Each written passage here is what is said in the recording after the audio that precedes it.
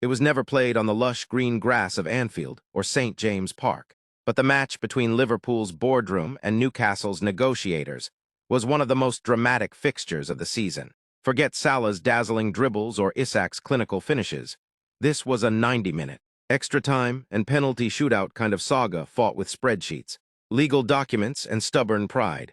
Kickoff was delayed naturally. Liverpool's Boardroom marched onto the pitch armed with optimism, calculators, and a shiny new checkbook that still smelled of fresh ink. Newcastle's Negotiator strolled out slowly, holding a contract in one hand and a not-for-sale sign in the other. The referee, FIFA's almighty transfer deadline clock, ticking down with no intention of granting stoppage time.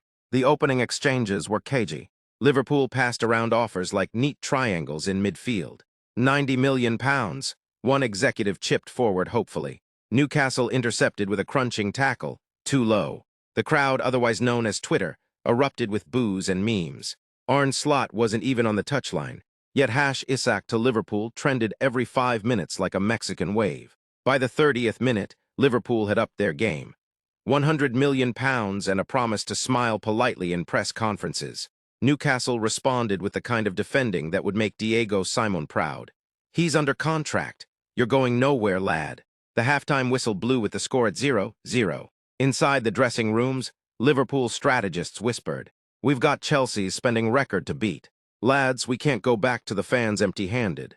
Meanwhile, Newcastle's Negotiator sipped tea smugly, thinking of PIF's bottomless bank account and muttering, "Contracts are king."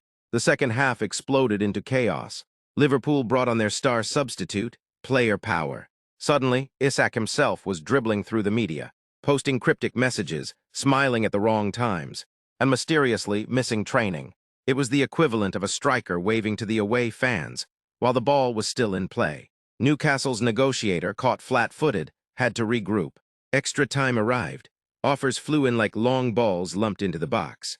£110 million, then £115 million.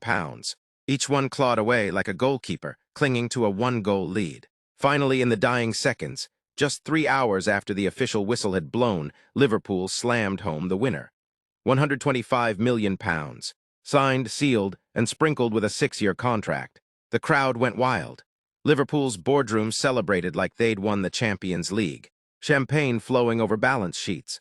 Newcastle's Negotiator trudged off the pitch, muttering that he'd been robbed by VAR, though in truth he'd been ground down by relentless pressing from agents, fans, and a restless forward.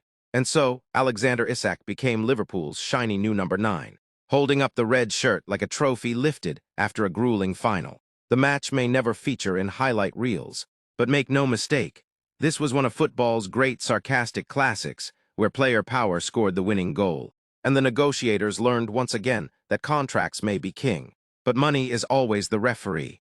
Thank you all for sharing and subscribing, because Liverpool is gonna cook this season.